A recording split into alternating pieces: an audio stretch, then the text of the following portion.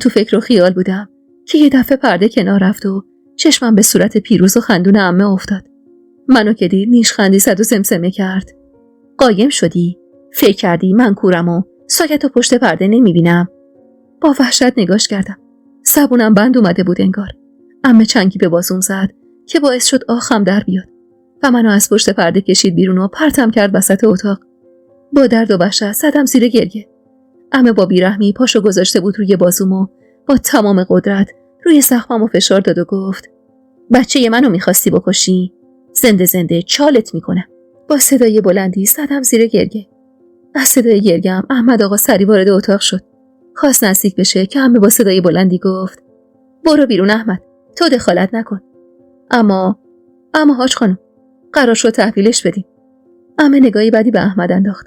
بهت گفتم برو بیرون، زود. احمد آقا نیم نگاهی به من انداخت و سری به نشونه افسوس تکون داد و بیرون رفت. دوستای عزیز و مهربونم، سحر هستم، راوی داستان‌های جذاب عاشقانه. ممنون میشم با لایک کردن و به اشتراک گذاشتن ویدیوها به ما انرژی بدید. از جا بلند شدم و خودم عقب کشیدم و چسبیدم به دیوار. انگار زبونم قفل شده بود. عمه نشست جلو، دست انداخت و چونمو محکم گرفت و از بین دندونای کلید شدش گفت: زدی بچه منو چلاق کردی، بعدم اومدی ور دل فاسقت نشستی. فکر کردی نمیتونم پیدات کنم؟ مائده نیستم اگه عینشو سر در نیارم. اینو گفت و از جا بلند شد و لگد محکمی به زانوم زد و با صدای بلندی فریاد زد: احمد، یه سنگ بزرگ برام بیار، عین اون سنگی که باهاش بچه‌مو زد. خانداداشم گفت قطع میکنم دستی رو که روی بچه‌م بلند شده. من چی کم دارم ازش؟ باید نشون بدم خواهرشم و تو انتقام گرفتن دست کمی ازش ندارم. درست نمیگم؟ مگه نفریما خانم، دختر آفتاب مهتاب ندیده، اسطوره پاکی. تو خونه یه فاسقت قایم شدی؟ فکر کردی من نمیفهمم؟ من از روز اولم فهمیدم این مردک دوست داره. میدونستم برای نجاتت هر کاری میکنه. الانم طوری نشده. وقتی تو هم به حال روز بچه من افتادی، عین سگ پرتت میکنم جلوش ببینم با اون حالم دوست داره یا نه. اینو که گفت حس کردم الانه که از حال برم و اگه کاری نکنم جونمو از دست میدم. وحشت زده از جام بلند شدم و با تمام قدرت جیغ کشیدم. اونقدر جیغ کشیدم که هم از دستم آسی شد و تو دهنی محکمی بهم زد.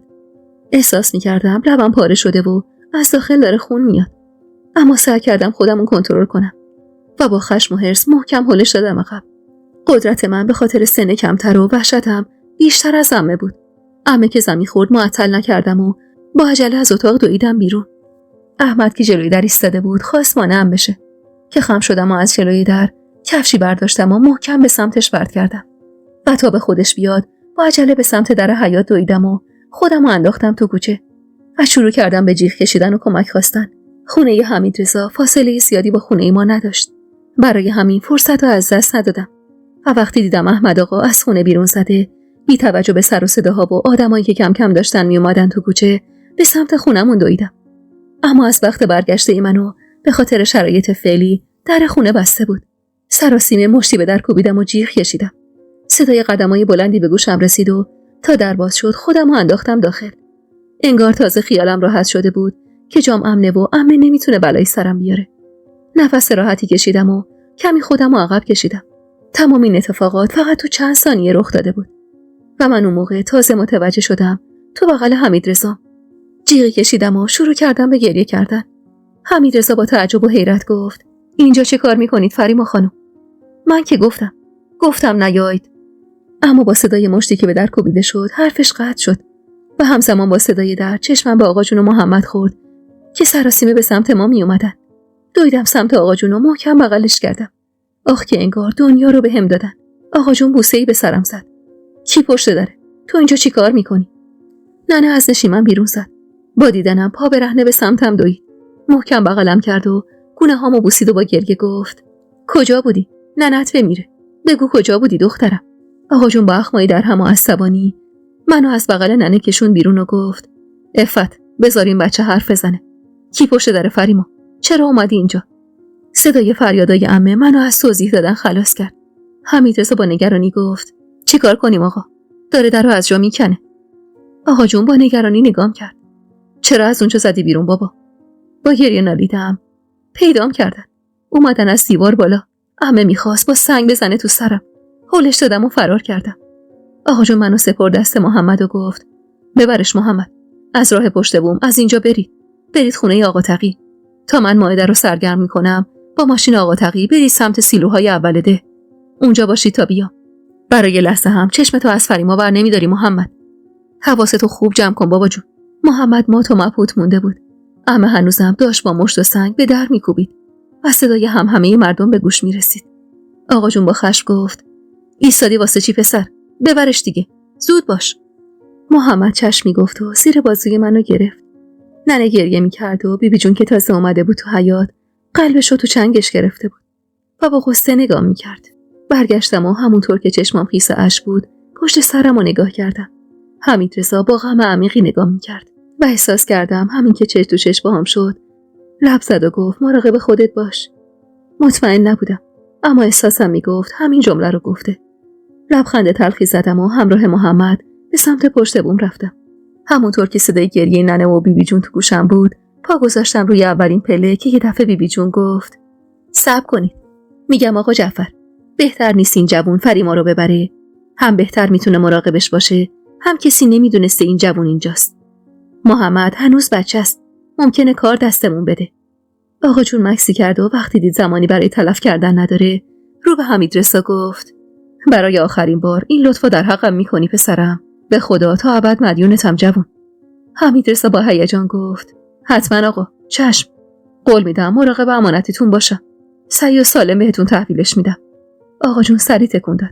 به سمتم اومد و بوسه‌ای به سرم زد و با چشمای خیس از اشک گفت مراقب خودت باش. قصه هیچ چیزی رو هم نخور. نمیذارم اتفاقی برات بیفته. چشمی گفتم و با عجله همراه حمیدرضا از پله ها بالا رفتم. با وجود وحشتی که کل وجودم رو گرفته بود دلم گرم بود به همراهی حمیدرضا. هر چی که بود حمیدرضا سنش خیلی بیشتر از محمد بود. محمد هنوز سنی نداشت و رفتم با اون واقعا ریسک بود. روی پشت بوم که رسیدیم حمیدرضا ازم خواست دلاشم تا کسی از توی کوچه متوجه حضورمون نشه. همینجور که راه می‌رفتیم یواشکی نگاهی به کوچه شلوغ انداختم. تماشاگرای معرکه‌ای که عمه راه انداخته بود بیشمار بودن. یه جوری که انگار کل روستا اونجا ریخته باشن. حمیدرضا با صدای آرومی گفت فریما خانم الان شما رو می‌بینن. زود باشید. باید بریم. باشه گفتم و سری به سمتش رفتم و همونطور خمیده از روی پشت بوم چند تا خونه گذشتیم تا به خونه آقا تقی رسیدیم. دوست قدیمی و رفیق گرمابه و گلستون آقا جون. در پشت بومشون باز بود. آهسته از پله ها پایین رفتم و وقتی دیدم کسی توی حیاط نیست حمیدرضا رو صدا زدم. کسی تو خونه نبود. بعید نبود اونا هم برای تماشای معرکه عمه به سمت خونه ما رفته باشن. واسه اینکه دیده نشیم روی پله های پشت بوم نشستیم. حمیدرضا هم با فاصله از من نشست و گفت چطورم متو تو براش درو باز کردی؟ تو که میدونستی من کلید دارم. لب زدم. من که درو باز نکردم. دامادش از دیوار پرید داخل. منم از ترسم رفتم رو تاقچه و پشت پرده قایم شدم. اما عمه سایه‌مو دید و گیرم انداخت. حمیدرضا نفسشو هرسی بیرون داد. با این حساب منم لو رفتم. به سمتش برگشتم و با غصه نگاش کردم. من معذرت میخوام ازتون. نمیخواستم شما رو تو همچین دردسری بندازم. بی حرف خیره شد به صورتم و یه دفعه دستشو جلو آورد و خواست صورتم رو لمس کنه که با وحشت خودم رو عقب کشیدم. حمیدرضا که انگار تازه به خودش اومده بود کمی خودش رو جمع و جور کرد و لب زد. خون. گوشه لبتون خونه خوش شده است. سری با پشت دست لبمو پاک کردم. اونقدر به درد عادت کرده بودم که درد این تو دهنی برام چیزی نبود. حمیدرضا آهی کشید. ببخشید فریما خانم. به خدا قصد بدی نداشتم. و بعد از سکوتی کوتاه ادامه داد. امروز رفته بودم خونتون با پدرتون صحبت کنم. قرار بود شما رو ببرم شهر زادگاهم. قرار بود شما رو به خانواده‌ام بسپارم تا مراقبتون باشن. و خودم برگردم ده و بعد از تموم شدن امتحانات دوباره برگردم شهر و اینجوری خودم میتونستم مراقبتون باشم. میتونستم تو شهر هواتون رو داشته باشم. اما با این حساب نمیدونم باید چیکار کنم. به کی میشه اعتماد کرد و شما رو بهش سپرد؟ از طرفی هم با این شرایطی که پیش اومده اگه با من باشید خیلی راحت جاتون رو پیدا میکنن. نگرانی من بابت اینه. وگرنه باور کنید ذره‌ای برام مهم نیست چه اتفاقی برام میفته. اشک توی چشمام نشست و سرمو روی زانوم گذاشتم و چشمامو بستم. دلم میخواست چشم ببندم و برگردم به 1 سال قبل و با خودم میگفتم کاش زندگی یه دکمه برگشت و عقب داشت. و میشد خطاها رو جبران کرد. نیم ساعتی گذشت که صدای باز و بسته شدن در حیاط به گوشمون رسید. از جا پریدم و با وحشت پشت ستون استوانه‌ای روی ایوون قایم شدم. حمیدرضا هم چند تا پله بالا رفت. از گوشه ستون سرکی کشیدم. اول آقا تقی و بعدم راضیه خانم زنش، بعدم پسر 11 سالشون وارد حیاط شد. وقتی مطمئن شدم که دیگه کسی پشت سرشون نیست، آهسته از پشت ستون بیرون اومدم. راضیه خانم با دیدنم چشماش گشاد شد و با وحشت گفت: تو اینجا چی کار میکنی فریما؟ چطوری اومدی تو خونه ما؟ اگه بدونی عمت چه بلوایی به پا کرده. خجالت زده سلام کردم و حمیدرضا رو صدا زدم. اونم از پله ها پایین اومد. راضیه خانم با دیدن حمیدرضا رو ترش کرد و نگاهی بدی به آقا تقی انداخت. سری جلو رفتم. سلام آقا تقی. سلام راضیه خانم. به خدا جوری که شما فکر میکنید نیست. ایشون لطف کرده منو یه بار از آتیشی که عماد به جونم انداخته بود نجات دادن و یه بارم منو از دست عمم. آقا تقی، آقا جونم به ایشون خیلی اعتماد داره. برای همینم منو سپرده دستش. منم جز دردسر هیچی براشون نداشتم. حرفای عمم همش دروغه. به خدا که دروغه. شما که منو میشناسید راضیه خانم. راضیه خانم کمی اخماش باز شد. رنگ به صورت ندارید. برید داخل یه لیوان شربت براتون بیارم. نفس راحتی کشیدم و وارد نشیمن بزرگ خونه‌شون شدم. آقا تقی با نگرانی گفت: خدا خودش بهتون کمک کنه. نگران لب زدم. چی شد؟ شما خونه ما بودید مگه نه؟ آقا تقی سری تکون داد. اونجا بودم دخترم. خدا به آقات صبر بده با این خواهری که داره. زنی که انگار مغزشو از دست داده. کم مونده بود بیفته به جون آقا جعفر و یه بلایی سرش بیاره. اگه محمد و مهدی نبودن معلوم نبود چی میشد. آژان خبر کرده بود و میگفت دختره تو این خونه است. اومدن خونتون رو زیر و رو کردن اما کسی رو پیدا نکردن. عمتم هی فوش میداد به آقا تو همه رو جوشی کرده بود. آقا جونت هم طاقت نیورد و افتاد به جونش. ببین با این مرد آروم و با شخصیت چه کردن که با خواهر خودش هم رحم نکرد. جوری زدش که چشمش باز نمیشد. آژانم گرفت و بردش. ولی تو قصه نخور بابا. طوری نمیشه. همین که آقات بدون تو جات امنه براش کافیه. آقا تو این ده خیلی اعتبار داره. نصف جوانای این ده رو آقات با ثبات کرده. تو سنی نداری دخترم. شاید ندونی. اما بانی خیلی از مشکلات آقات بوده. هیچ کسی پشت آقات رو خالی نمیکنه. مگه اینکه نمک به حروم باشه. خیالت راحت. آژان هم از در و همسایه که پرسید چی دیدن و چی شده، هیچ کسی حرفی از ورود تو به اون خونه نزد. البته یکی دو نفر میخواستن سوسه بیان، اما بین اون جمعیت جرئت نکردن حرفی بزنن. تهش قرار شد عمتو ببرن به طبیب نشون بدن. آقاتم بردن سمت ژاندارمری ده بالا. خدا خودش رحم کنه. قیامتی به پا بود. دلم میخواست با صدای بلند بزنم زیر گریه. با خطایی که کرده بودم همه رو گرفتار کرده بودم. عمو تقی خبری از عماد ندارید؟ نمیدونید حالش چطوره؟ به هوش نیومده؟ همون موقع که داشتم این سوالاتو میپرسیدم راضیه خانم وارد نشیمن شد. سینی شربتو جلوی حمیدرضا و من گرفت و گفت: میگن هنوز بیهوشه، اما گفتن یکم بهتر شده. شاید امروز فردا به هوش بیاد. انشاءالله به هوش میاد و همه چی درست میشه دخترم.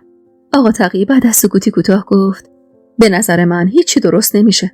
این زن بدکینه‌ای داره ازتون. هر وقت برگرده دوباره میاد سر وقتتون. از من میشنوید تا این زن آوردن پیش طبیب از اینجا برید. حمیدرضا سری گفت: نظر منم همین آقا تقی. بهتره ایشون برن سمت شهر. منم باهاشون میرم. یعنی آقا جعفر گفتن من همراهشون باشم. آقا تقی اخم میکرد. نمیشه تو بری جوون. تو رو همه میشناسن. تو سرباز این مملکتی. اسم و رسمت همه جا ثبت شده. این دختر با تو فرار کنه خیلی زود گیر میفته. حمیدرضا با ناراحتی گفت: پس چطور بره؟ خودش تنها که نمیتونه. آقا تقی مکسی کرد. فعلا خبری از آژانا نیست. جز مادر عمادم کسی پیگیر این دختر خانواده‌اش نیست. همین الان باید از اینجا بره. من میبرمش سمت سیلوهای ده. از این ورم شما برو به آقا مهدی بگو یه ماشین جور کنه و بیا سمت سیلوها.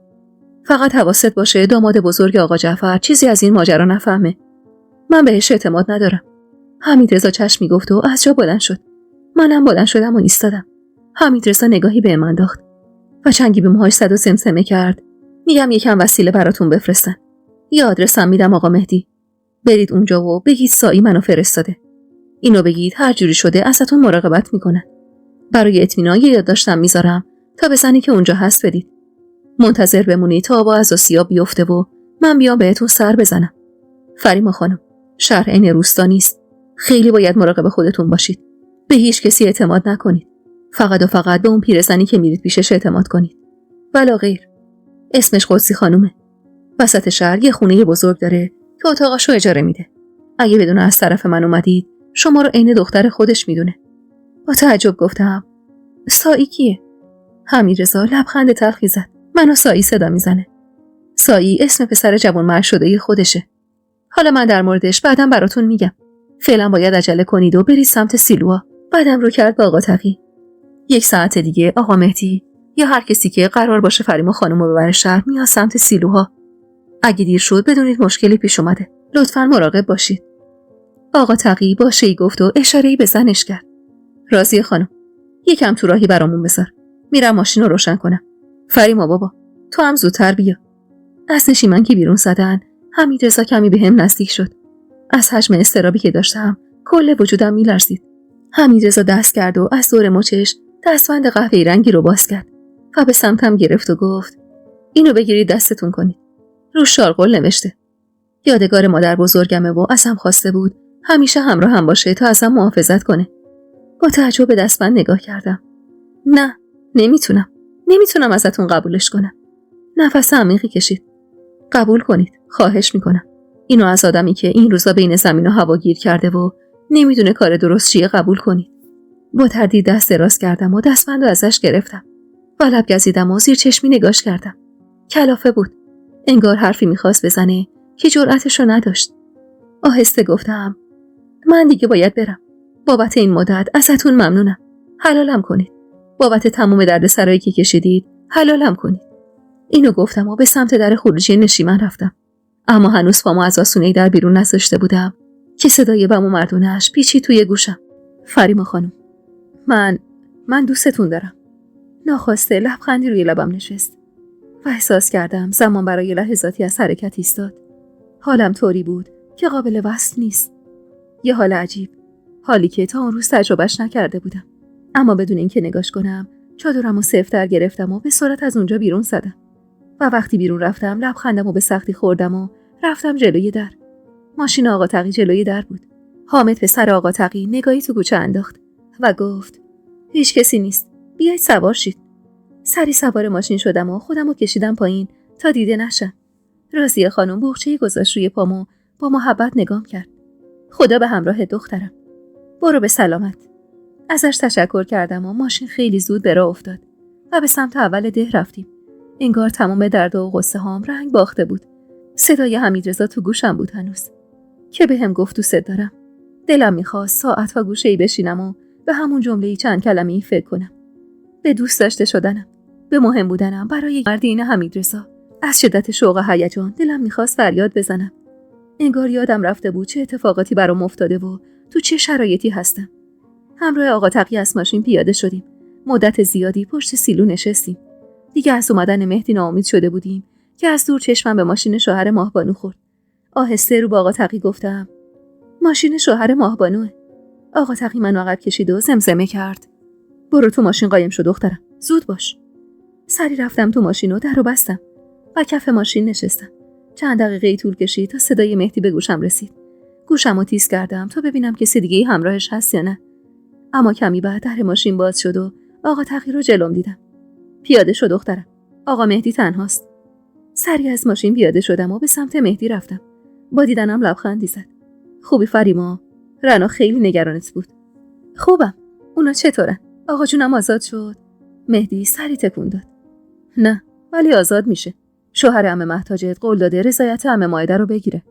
عمتون قد تند رفته که حمایت خواهر و مادرش رو هم از دست داده. نباید معطل کنیم. باید زودتر از اینجا بریم. عمت برگرده کار برامون خیلی سخت میشه. باشه گفتم و از آقا تقی تشکر کردم و خداحافظی کردم و سوار ماشین مهدی شدم.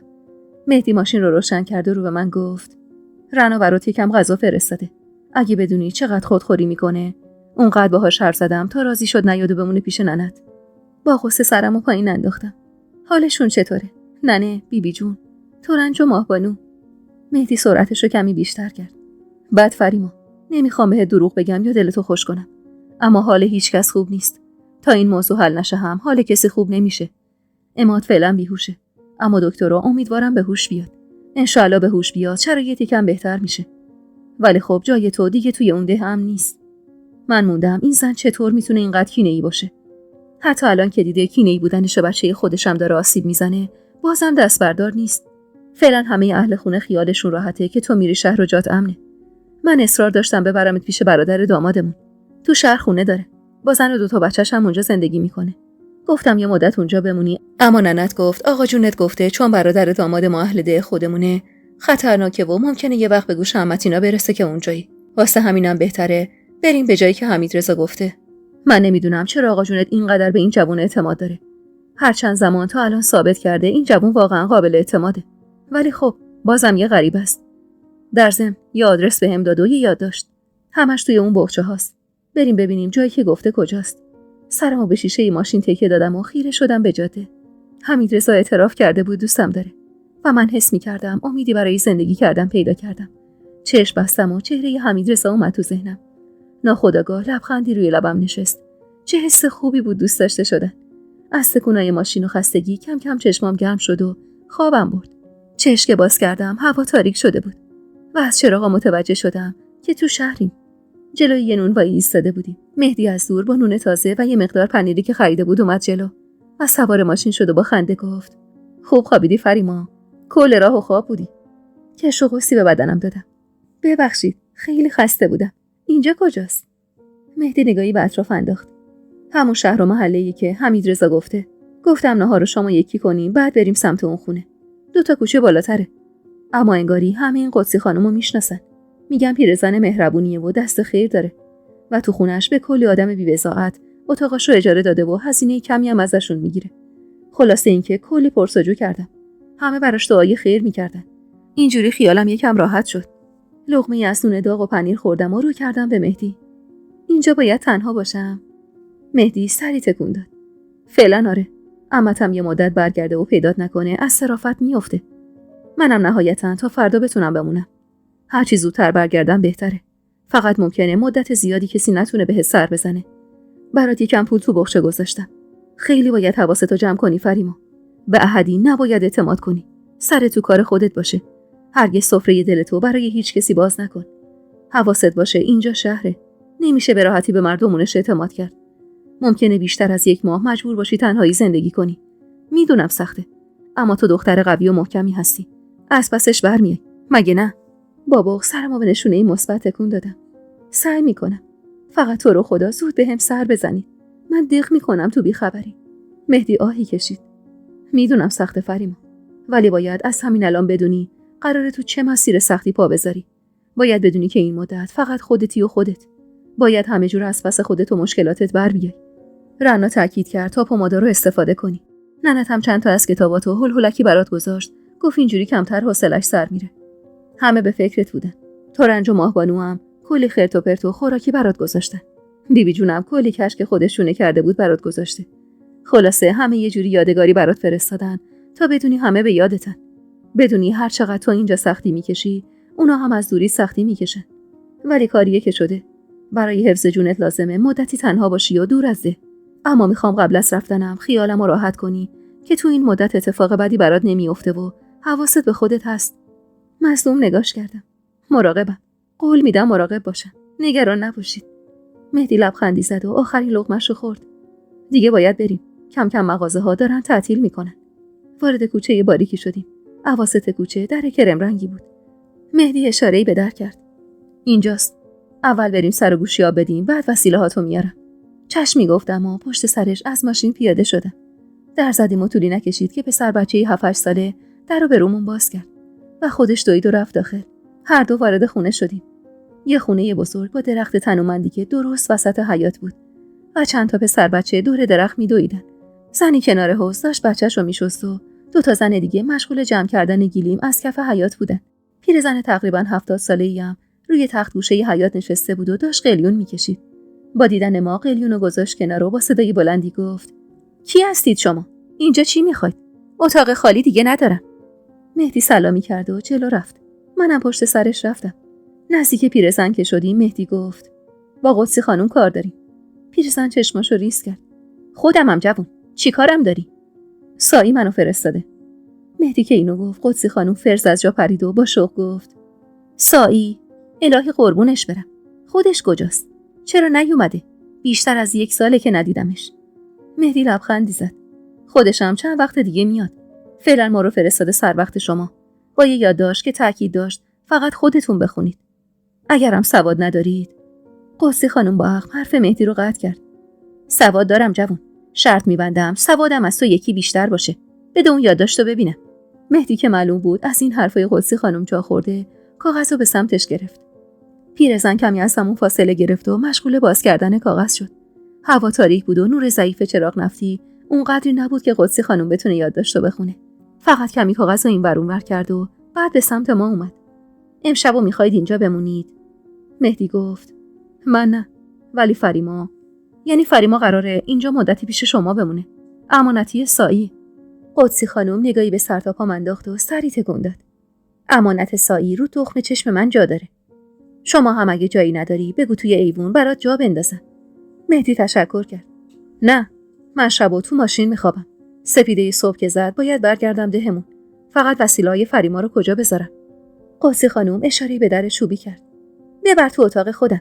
اتاق بزرگیه و منم تنها. پیش خودم باشه بهتره. مهدی چشمی گفت و تون تون وسیله‌ها رو برد تو اتاق.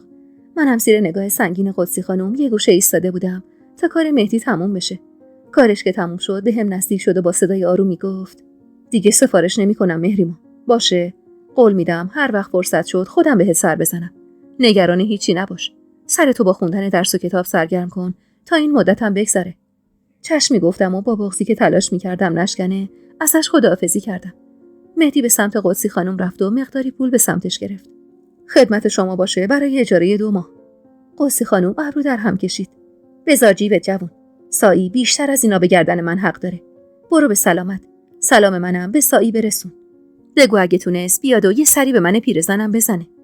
مهدی نیم نگاهی به من انداخت و خواست دوباره برای دادن پول اصرار کنه که با چشم خوره قدسی خانم پشیمون شد و پول رو توی جیبش گذاشت و آروم خداحافظی کرد و رفت. با رفتنش غم عمیقی روی قلبم نشست. حس این که دیگه هیچ آشنایی اطرافم نیست ترس عجیبی به جونم مینداخت. با راهنمایی قدسی خانم به سمت اتاقش رفتم. یه اتاق تقریبا بزرگ که 2 تا تاقچه بزرگ داشت و بین 2 تاقچه آینه گردی به دیوار بست بود. نگاهی به تصویر خودم تو آینه انداختم و دوباره حرفای حمیدرضا تو گوشم پیچید. بهم گفت دوستم داره. لبخندی روی لبم نشست و روی تشکی که قدسی خانم برام انداخته بود دراز کشیدم. قدسی خانم هم سر جاش دراز کشید و بعد از مکسی طولانی گفت راستی دخترم، یادم رفت بپرسم. شام خوردی؟ آروم گفتم بله. خب خوبه. سایی رو از کجا میشناسی؟ راستی زخم دستات، گردنت، زخمات برای چیه؟ اتفاقی برات افتاده؟ با صدایی گرفته‌ای گفتم توی حادثه آتش سوزی اینجوری شدم. قدسی خانم چیزی به زبون محلی گفت و بعد با ناراحتی ادامه داد قصه نخور دخترکم. بگیر بخواب ننه. بخواب، خدا بزرگه. واسه هر مشکلی راهی جلوی پات میذاره. آهی کشیدم و سعی کردم بخوابم. اما خواب به چشمم نمی اومد. فکرای زیادی تو سرم میچرخید. چهره عماد، حرفای حمیدرضا، حال روز آقا جونم، تصویر عمه که میخواست سلافی سرم در بیاره. و بالاخره اونقدر فکر کردم که نفهمیدم کی خوابم برد. چشم باز کردم، آفتاب تا وسط اتاق پهن شده بود. سراسیمه از جا بلند شدم و سری تشکمو جمع کردم و خواستم از اتاق بیرون برم که چشمم به کاغذی که حمیدرضا برای قدسی خانم فرستاده بود افتاد. سرکی به اطراف کشیدم. کسی توی اتاق نبود. از گوشه پنجره قدی اتاق نگاهی به حیاط انداختم. گریم بزرگی وسط حیاط انداخته بودن و چند نفری مشغول صابونه خوردن بودن. چند نفری هم دور حوض ظرف می‌شستن و 2 نفرم اون گوشه سبزی پاک می‌کردن. یواشکی کاغذ رو برداشتم و بازش کردم. قلبم تون تون می‌زد و ترس اینکه گیر بیفتم نمیذاش روی کارم تمرکز کنم.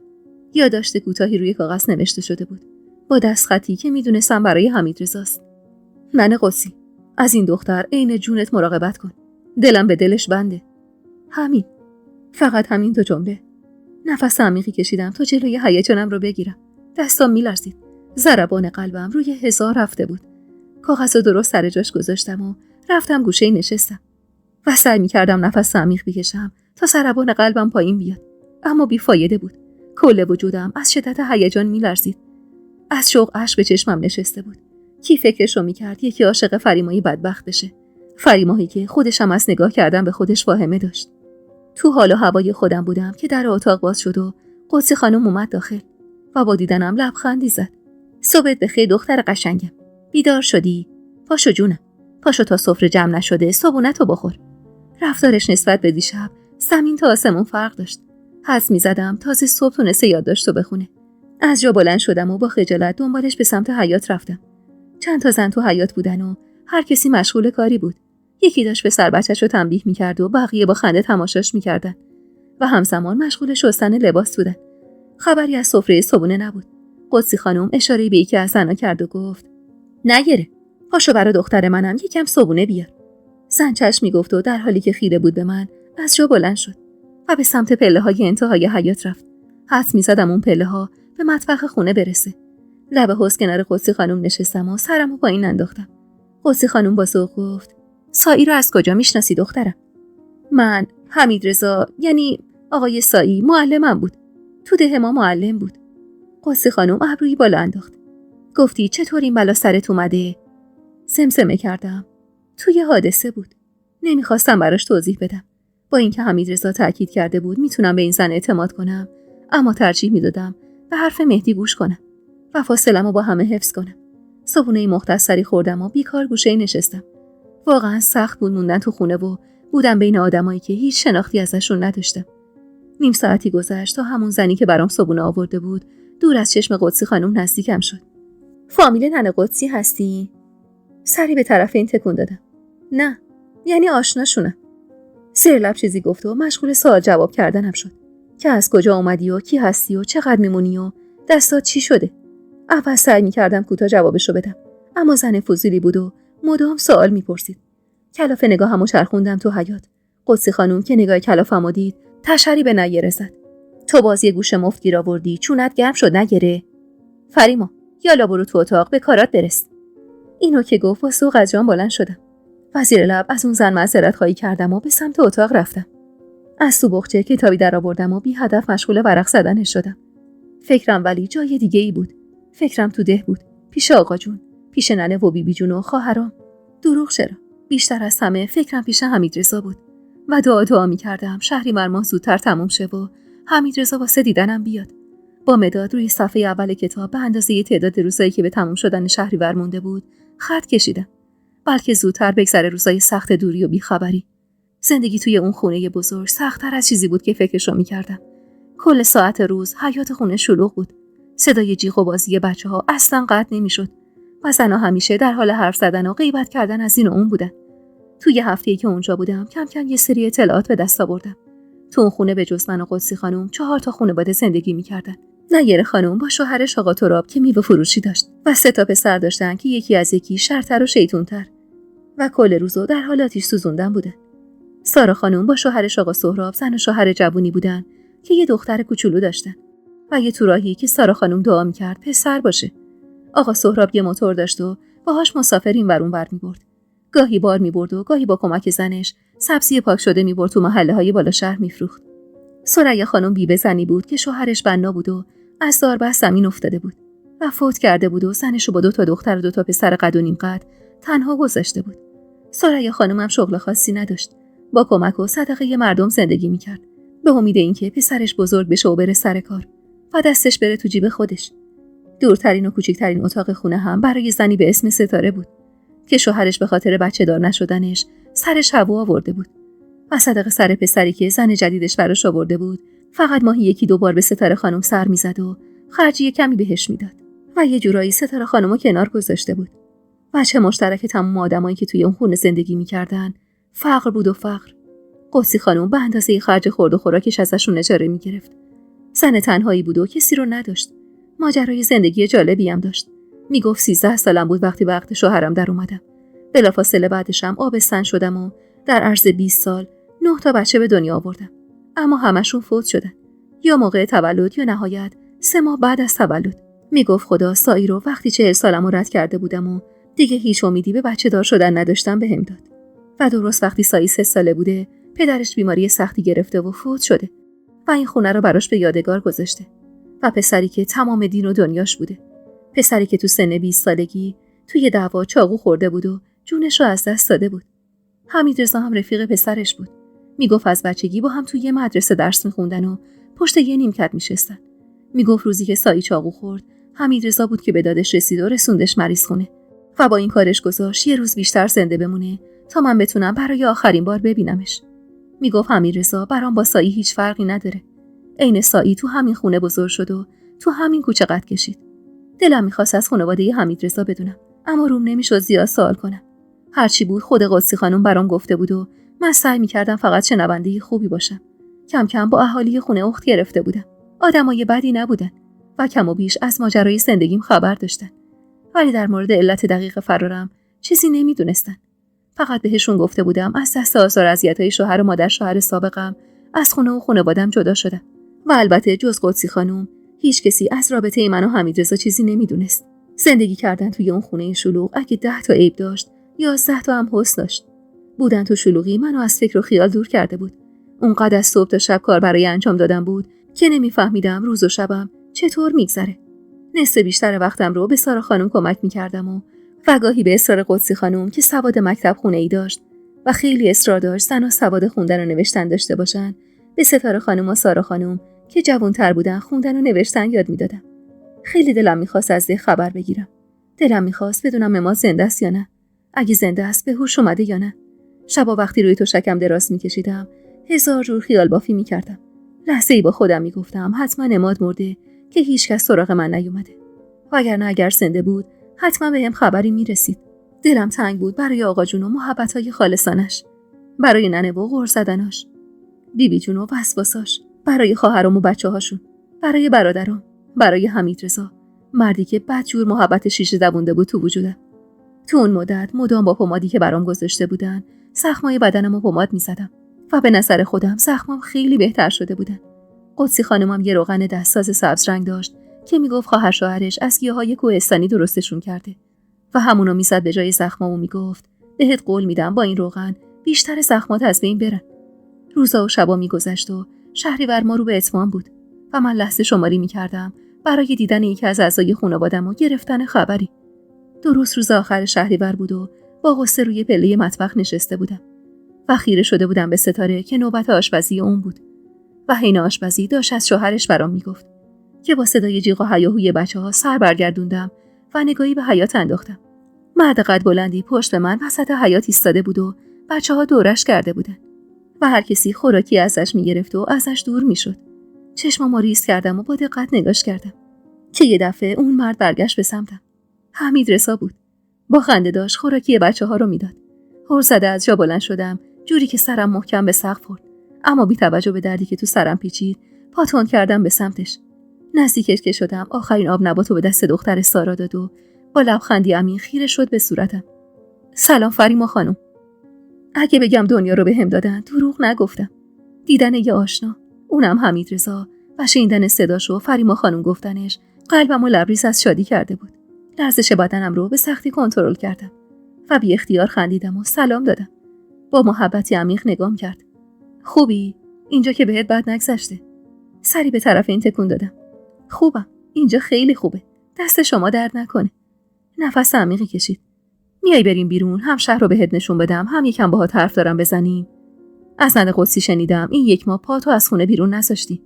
نمیدونم کی اومده بود خونه، اما احتمالاً 1 ساعتی میشد، چون دقیقاً از 1 ساعت قبل من رفته بودم تو مطبخ و اصلا متوجه حضورش نشده بودم و احتمالاً بعد از اومدنش یه راست رفته بود پیش قدسی خانم و حالا تازه اومده بود وسط حیاط ایستاده بود و به بچه‌ها آب نبات میداد. در برابر پیشنهادش مگه میتونستم مخالفت کنم؟ چشمی گفتم و سری به سمت اتاق رفتم. چادرم روی سرم انداختم و اومدم پیشش و پشت سرش از خونه بیرون زدم. وارد کوچه که شدیم تازه یادم اومد حتی سراغ آقا جونم رو هم نگرفتم. یعنی اونقدر از دیدن حمیدرضا شوکه شده بودم و هیجان داشتم که انگار همه چیزو فراموش کرده بودم. برای لحظه‌ای از خودم بدم اومد. از اینکه با دیدن حمیدرضا خانواده‌مو فراموش کرده بودم، حسابی خجالت زده شدم. کمی فاصله‌ام رو باهاش کم کردم و آهسته گفتم: آقا جونم چطوره؟ آزادش کردن؟ حالش بهتره؟ حمیدرضا نگاهی بهم انداخت. خوبه خدا رو شکر. آزاد شد. 2-3 روزی بیشتر تو بازداشت نبود. بعدش هم عمت به زور و فشار شوهرش رفت رضایت داد. بعد از اونم عمت اونقدر به بهانه‌های مختلف رفته از آقا شکایت کرده که از ژاندارمری بهش گفتن یه بار دیگه بیا از این آدم شکایت کنی خودتو میندازیم بازداشتگاه. اونم مدتی دست برداشته از شکایت کشی. و سرش گرم مراقبت از پسرشه. با نگرانی گفتم اما زنده است. حمیدرضا سری تکون داد و به مغازه‌ای که روبرومون بود اشاره کرد. بریم بستنی بخوریم. نگاهی به مغازه انداختم. من اصلا نمیدونستم بستنی چیه. یعنی تا قبل از این ماجرا اصلا شهر نیومده بودم و از تعریف همکلاسی‌ها مخصوصا پسرایی که بیشتر شهر میرفتم میدونستم بستنی یه شیرینی سرده که خیلی هم خوشمزه است. به سختی آب دهنمو قورت دادم و گفتم بستنی دوست نداری؟ هرچی دوست داری بگو همونو میگیرم. سری گفتم نه بستنی دوست دارم. یعنی بدم نمیاد. خب راستش تا حالا نخوردم. اما اگه الان من و شما با هم بریم اونجا، خب مردم چی میگن؟ من که با شما نسبتی ندارم. فردا تو محله حرف فرام در نیارن. حمیدرضا به سختی جلوی خندش رو گرفت و گوشه چادرمو گرفت و با سرخوشی گفت بیا بریم فریما خانم. اصلا جواب مردم با من. با ذوقی عجیب دنبالش وارد مغازه شدم و خیره شدم به در و دیوارش و اصلا فراموش کردم حال عمادو از حمیدرضا بپرسم. اونقدر ذوق خوردن بستنی رو داشتم که همه چیزو یادم رفته بود. طولی نکشید که حمیدرضا با 2 تا نون حصیری که وسطش ماده سفید رنگی بود نزدیکم شد و پشت میز نشست. بستنی رو که به سمتم گرفت و هیجان ازش گرفتم و گفتم این بستنیه؟ حمیدرضا با محبت نگام کرد. بله، بخوری تا آب نشده. بی توجه به نگاه خیره‌اش گازی از بستنی زدم و آخ که انگار مزه بهشت میداد. اونقدر که نرم و خوشمزه بود، هنوز که تا هنوزه طعمش زیر زبونم مونده. بستنی رو که با لذت خوردم، تازه متوجه شدم کل مدت حمیدرضا داشته خیره به هم نگاه میکرده و با دیدن نگاه خیره‌اش خجالت زده دستامو تمیز کردم و زمزمه کردم ببخشید یعنی حواسم نبود. با محبت خندید و گفت نوش جونت. میخوای بازم برات بگیرم؟ دلم میخواست. اونقدر زیاد که به سختی تونستم جلوی خودمو بگیرم و بگم نه ممنونم، دیگه نمیخوام. حمیدرضا کمی خودشو به سمتم کشید. فریما خانم، نمیخوای از حال عماد بدونی؟ سری به نشونه مثبت تکون دادم.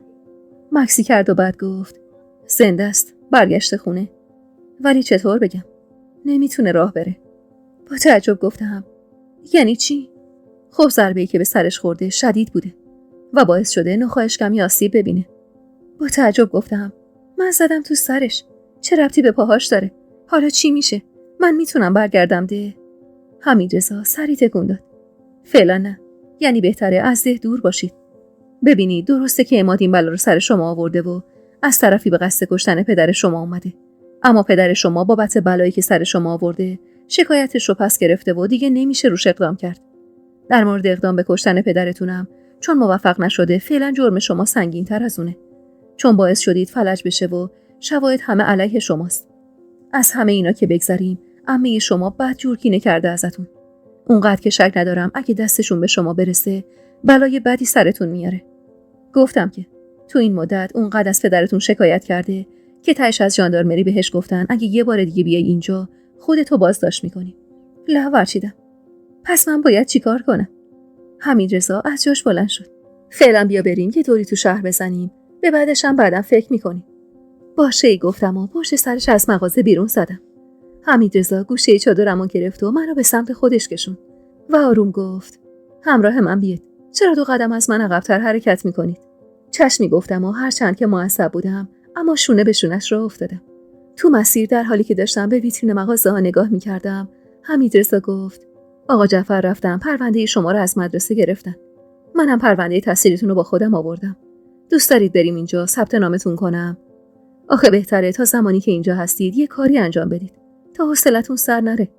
با ذوق گفتم یعنی میتونم برم مدرسه؟ حمیدرضا محکم چشماشو باز و بسته کرد.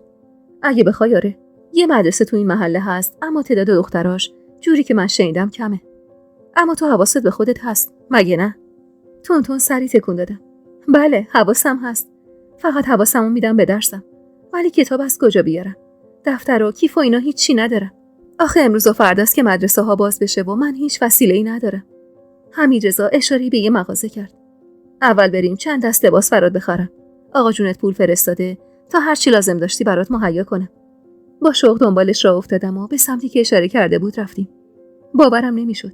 4 دست لباس خریده بودم که یکی از یکی خوشگل‌تر بودن. درست شبیه لباس دخترایی که گاهی رو جلد مجله ها می‌دیدم. اونقدر از خریدام خوشحال بودم که غم و غصه و مشکلاتم برای لحظاتی یادم رفته بود. و با ذوق خریدامو به خودم چسبوندم و با راهنمایی حمیدرضا به سمت مغازه دیگه‌ای رفتیم. و دو جفت کفش که یکیش قرمز رنگ بود و یکی دیگر رو هم حمیدرضا گفت تیره بگیرم تا تو مدرسه با خیال راحت بتونم استفاده کنم برداشتیم. یک کیف مشکی رنگم گرفتم. بعد از اونم از یه مغازه چند تا دفتر و مداد خودکار گرفتیم و بیرون اومدیم. دستمون پر بود از کیسه های خرید و لبخند لحظه‌ای از روی لبم دور نمیشد. حمیدرضا نگاهی به اطراف انداخت. یه کبابی چند تا خیابون بالاتر فریما خانم. میخوای بریم ناهار اونجا بخوریم؟ بعدش هم میریم خونه ننه قدسی. فردا هم خودم میبرم ثبت نامت میکنم. مدیر این مدرسه رو میشناسم. سفارش میکنم هوا تو هم داشته باشه. با خجالت گفتم آخه امروز شما خیلی خرج کردید. بستنی هم خریدید. حمیدرضا لبخندی زد. اینا رو که آقا جونت پول داده بود برات بخرم. ناهارم که مهمون منی. سر ظهره و منم حسابی گرسنمه. بدو بریم تا دیر نشده. مگه میتونستم در برابر خواسته حمیدرضا نبیارم؟ اگه میشدم من آدم نگفتم بهش نبودم. واسه همینم همراهش به سمت کبابی رفتیم و خوشمزه ترین غذای عمرمو خوردم. اون روز قطعاً یکی از بهترین روزهای عمرم بود. با توجهی که حمیدرضا بهم داشت و خریدای خوبی که کرده بودم و غذای خوشمزه‌ای که خورده بودم، خاطرش تا سالها بعد تو ذهنم موندگار شد. بعد از نهار هر دو حسابی خسته بودیم و نمیتونستیم قدم از قدم برداریم. برای همین مسیر برگشت و یه اتومبیل گرفتیم و تازه اون موقع بود که فهمیدم چقدر از خونه دور شدیم. وارد خونه قدسی خانم که شدیم، صدای جیغ و هیاهوی بچه‌ها می اومد. حمیدرضا وسیله‌ها رو برداشت و گفت: تنهایی به این خونه شلوغ بودنشه. موندم ننه قدسی سرسام نمیگیره از دست این بروجکا. خندیدم. نه، اتفاقا خیلی دوستشون داره. اگه مادر رو بخوام بچه‌ها رو تنبیه کنن، اون دعواشون میکنه. در خونه رو پسر نگیر خانم برامون باز کرد. با دیدن ما نیشش تا بناگوش باز شد و فریاد زد: ننه قدسی، اومدن. بعدم خودش دوید داخل خونه. وارد خونه که شدم چشمم به قدسی خانم افتاد که سراسیمه با سرعتی که ازش بعید بود خودشو به حمیدرضا نزدیک کرد و محکم بغلش کرد و صورتشو بوسید، جوری که انگار نه انگار که صبح هم احوال پرسی کرده بودن. و همینطور که میبوسیدش گفت: خوش اومدی پسرم. به خدا از دلنگرونی مردم. میدونید چند ساعت رفتید؟ تو بوی ساییم رو میدی ننه. خدا از هر بلا و گزندی دورت کنه انشالله. چشم حسود و بدخواهت کور بشه. خدا رو شکر که هر دوتون سعی و سالم برگشتید. دیدن رابطه قدسی خانم با حمیدرضا لبخند به لبم آورد و در حالی که شک نداشتم حمیدرضا حالا از دست قدسی خانم خلاص نمیشه، وسایلمو برداشتم و به سمت اتاق بردم. با ذوق یه بار دیگه تو اتاق وسایلمو باز کردم. از شوق استفاده کردنشون اشک به چشمم اومد. دستی به دفترام کشیدم و مرتبشون کردم و پشت صندوقچه قدسی خانم جاشون دادم. لباسا رو هم مرتب کردم و لای تشک‌ها گذاشتم تا چروک نشه و چند تا برگ گل محمدی که صبح از باغچه خونه چیده بودم و پشت پنجره اتاق قدسی خانم گذاشته بودم برداشتم و بین لباسام گذاشتم تا بوی خوبی بگیره. اونقدر اون روز خوشحال بودم که نه احساس دلتنگی برای خانواده‌ام می‌کردم و نه دلم می‌خواست برگردم ده. حمیدرضا اون شب توی ایوون خوابید و من تا صبح چند باری بیدار شدم و از گوشه پنجره قدی اتاق نگاش کردم. حس عجیبی نسبت بهش داشتم. حسی فراتر از عشق و دوست داشتن. انگار که این مرد اومده بود تا روی دردای من مرهم بذاره. نزدیکیای صبح دیدم پتو از روش کنار رفته و تو خودش جمع شده. شبا هوا سرد میشد. مخصوصاً که مهر ماه داشت شروع میشد و چند روزی بود سرمایه هوا هم بیشتر شده بود. اول نخواستم برم. اما وقتی دیدم اونطور تو خودش جمع شده، دلم طاقت نیاورد و با قدمای کوتاه به سمت ایوون رفتم. یواشکی پتوشو برداشتم و کشیدم روش و ناخواسته خیره شدم به نیمروخش و با خودم زمزمه کردم: تو چی داری فریما که این مرد برات هر کاری میکنه؟ و بعد دوباره دستی به پتوش کشیدم و مرتبش کردم. اما همین که صاف شدم تا برگردم به سمت اتاق، یه دفعه مچ دستمو گرفت و چشم باز کرد و صاف نشست سر جاش. به سختی جلوی جیغ کشیدنمو گرفتم و بی اختیار همونجا رو زمین کنارش نشستم. حمیدرضا با دیدنم دستی به موهام کشید. آخه جوجه، تو از کجا پیدا شدم صبحی؟ زهر ترکم کردی. لب گزیدم و آهسته گفتم: ببخشید من نمیخواستم از خوابی دارتون کنم. فقط دیدم پتو از روتون کنار رفته و هوا سرده. مکسی کرد و دستی به صورتم کشید. گیج بود هنوز. کمی که گذشت با صدای گرفته ای گفت: میتونی یکم آب برام بیاری؟ چشمی گفتم و تندی به سمت مطبخ رفتم. چراغ نفتی رو برداشتم و روشنش کردم و تون چند تا قند توی آب ریختم و همش زدم و براش بردم. حمیدرضا یه نفس آبغند و سر کشید و گفت: دست درد نکنه. یکم هول کردم. فکر کردم دوسته. زیر لب معذرت خواهی کردم و لیوانو از دستش گرفتم. خواستم برگردم سمت مطبخ که صدام زد. فریما خانم، واقعا تکلیف حمیدرضا با خودش مشخص نبود. نه به دست کشیدنش به موهام و به صورتم، نه به فریما خانم صدا کردنم. انگاری خودشم بین دوراهی راحت بودن یا راحت نبودن با من گیر افتاده بود. برگشتم سمتش. کمی دست کرد. اینجا راحتید؟ آخه قراره از چند روز دیگه برید مدرسه. اذیت نمیشی تو این شلوغی واسه درس خوندن؟ مکسی کردم. خب چاره دیگه ای ندارم که. دارم. اشاره کرد به کنار خودش. میای بشینی کنارم؟ یه حرفی هست که میخوام بهت بزنم. منتها موقعیتش پیش نیومده. با نگران نشستم جلوش و زور زدم تو چشماش. لبخند قشنگی زد. میشه خیره نگام نکنی؟ دست باچه میشم، هر زدن یادم میره. از این حرفش خجالت زده سرمو انداختم پایین که بعد از سکوتی کوتاه بالاخره لب باز کرد. میدونی فریما خانوم، من میتونم یه خونه نقلی و جمع و جور نزدیک مدرسه برات بگیرم. با تعجب گفتم واسه من؟ سری تکون داد. آره، اینجوری راحت به درس و مدرسه میرسی. خودم هم هر وقت بیام اینجا بهت سر میزنم. با تعجب گفتم مگه شما قرار نیست اینجا بمونید؟ یعنی میخواید برگردید؟ نه، من باید برگردم پیش خانواده‌ام. نمیدونم چی شد که یهو از دهنم پرید و گفتم خانواده؟ شما زن دارید؟ اینو که گفتم حس کردم دستپاچه شد و با بهت و تعجب گفت زن؟ یعنی منظورم اینه که چطور همچین چیزی میگید؟ شونه‌ای بالا انداختم. خودتون گفتید خانواده. به سختی لبخندی روی لبش نشون. نه، منظورم پدر و مادرمه. 2 سالی هست برای زندگی رفتن مرکز استان. من اینجا رو خیلی دوست دارم. اما چون پسر آخر خانواده‌ام، پدر و مادرم دلشون به من خوشه. واسه همینم مجبورم برگردم اونجا. حسابی دماغ شدم و سکوت کردم. حمیدرضا با سماجت ادامه داد. خب، نظرتون چیه؟ بگردم دنبال یه خونه نقلی؟ لب ورچیدم. آخه من تنهایی میترسم. حمیدرضا کمی بهم نزدیک شد. بهت سر میزنم. قول میدم تنهات نذارم. خب آقا جونم خبر داره؟ یعنی به خاطر پول خونه و اینا میگم. حمیدرضا با اطمینان گفت خبر داره. خودش گفت هر کاری لازمه انجام بدم تا تو راحت درستو بخونی.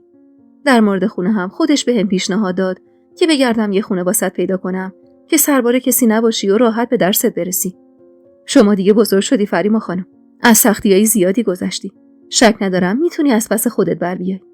کمی فکر کردم. باشه، اگه آقا جونم گفته من حرفی ندارم. و از جا بلند شدم تا به سمت اتاق برم که حمیدرضا دوباره صدام زد. فقط یه چیزی هست. به سمتش برگشتم و سوالی نگاش کردم. از جا بلند شد و قدمی به سمتم برداشت. به سختی آب دهنمو خورد دادم و نگاهمو ازش دزدیدم. میدونم این ساعت وقت مناسبی واسه این حرفا نیست. اما خب میبینی که تو طول روز خونه اونقدر شلوغه که اصلا 2 دقیقه آدم نمیتونه با هم تنها بشه و حرف بزنه. واسه همینم مجبورم الان بهت بگم و مزاحم خوابت شدم. میدونی چیه؟ اینجا به یه زن تنها خونه اجاره نمیدن. اگرم بدن کافیه بفهمن اون زن بیکسه. اون وقته که براش دندون تیز میکنن. خب یعنی نمیشه؟ همینجا باید بمونم؟ حسابی کلافه بود. چنگی به موهاش زد و بعد از چند ثانیه سکوت زمزمه کرد. نه، ولی میتونید از تنهایی در بیایید. ساری نگاش کردم. کمی این دست اون دست کرد و بالاخره حرفشو زد. میتونیم؟ یعنی میشه برای اطمینان شما به عقد. یعنی یه صیغه موقت. فقط برای اینکه من خیالم بابت شما راحت باشه و بتونم بهتون سر بزنم. با بهت و حیرت نگاش کردم. هرچند حرفاش سر و ته نداشت، اما منظورش مشخص بود. با شرم سرمو پایین انداختم. نمیشه که. آقا جونم. سری گفت. میدونن. آقا جعفر همه چیزو میدونن. خودشونم چند وقت دیگه میان دیدنتون. رابطه ما هم فراتر از چیزی که هست نمیره. فقط میخوام مطمئن بشم که شما به دردسر نمیافتید. بدون از سایه کسی بالای سرتونه، کسی جرئت نمیکنه نگاه بدی بهتون بندازه. نمیدونستم در جوابش چی بگم. البته که از خودم بود بهش نزدیک بشم و حتی به خوابم نمیدیدم بتونم زن همچین مردی بشم. اما وقتی حرف از صیغه زد و گفت رابطمون در همین حد میمونه، دروغ چرا؟ کمی دلم شکست. آقا حمیدرضا، من همینجا راحتم.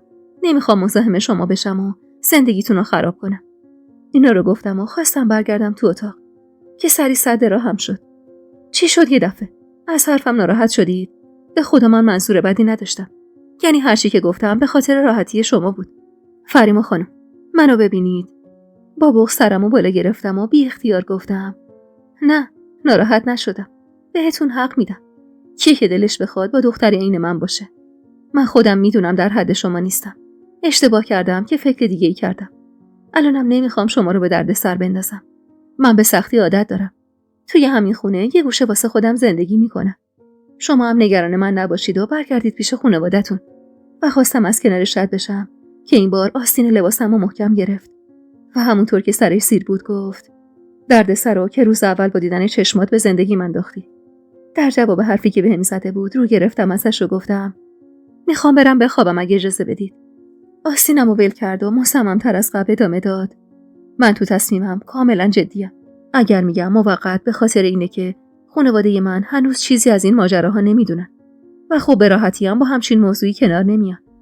اما یکم که بگذره و شرایط بهتر بشه شما رو بهشون معرفی میکنم و اون موقع توی مراسم رسمی با هم ازدواج میکنیم. نظرتون چیه؟ موافقید؟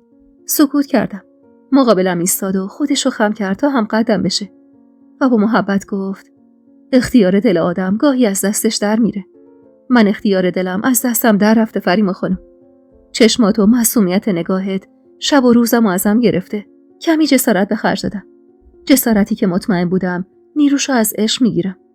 و گفتم راضی نیستید از این اختیار از دست دادن؟ با محبت گفت چرا راضی نباشم؟ عشق موهبتیه که نصیب هر کسی نمیشه. اینکه یکی رو بی قید و شرط دوست داشته باشی خیلی قشنگه فریما خانم و من آرزو میکنم شما هم این حس منو تجربه کنید. بغض کردم و گفتم من یه بار ازدواج کردم. شما بهتر از هر کسی شرایط منو میدونید. کل بدنم سوخته. حرفمو قطع کرد و گفت اصلا برام مهم نیست. واقعا اینو میگم. برای من تو مهمی.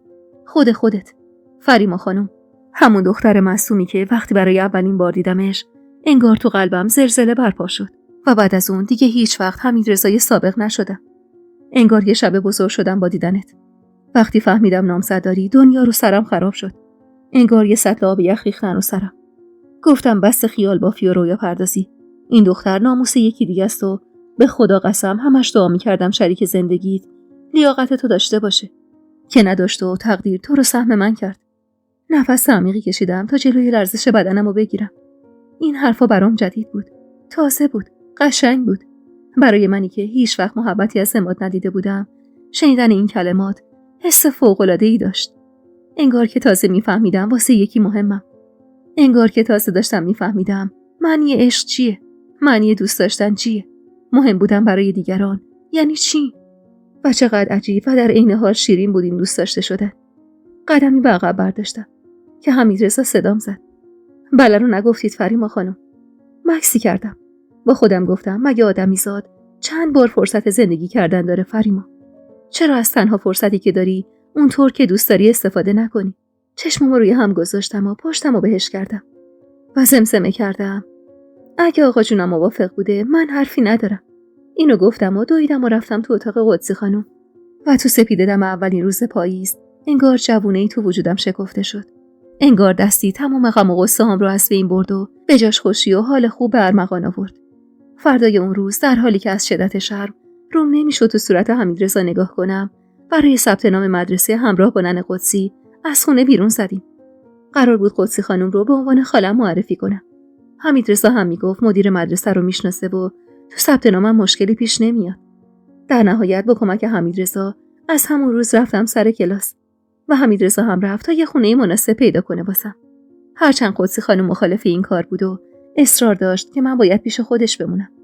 اما حمیدرضا باهاش مخالفت کرد و میگفت اینجوری بهتره و ممکنه خانواده فریما بخوام بهش سر بزنن و خودش مستقل باشه راحت‌تره. اما نمیدونم چرا حرفی از عقد و صیغه به قدسی خانم نمیزد. منم دیدم اون چیزی نمیگه سکوت کردم و گفتم شاید صلاح ندونسته بگه. عصر اون روز وقتی تازه دفتر و کتابامو جمع کرده بودم و داشتم اتاقو جارو میزدم تقی به در اتاق خورد و حمیدرضا وارد شد. با دیدنش سری دستی به رو سریم کشیدم و لباسمو مرتب کردم. لبخند قشنگی روی لبش نشوند و با محبت نگام کرد. خسته نباشی. خوبی؟ یه خونه دیدم 2 تا کوچه بالاتره. خالی هم هست. میای بریم یه نگاه بهش بندازی؟ باشه گفتم و چادرمو برداشتم و دنبالش راه افتادم. قدسی خانم با دیدنم کمی اخم کرد. فریما ننه. واقعا میخوای بری؟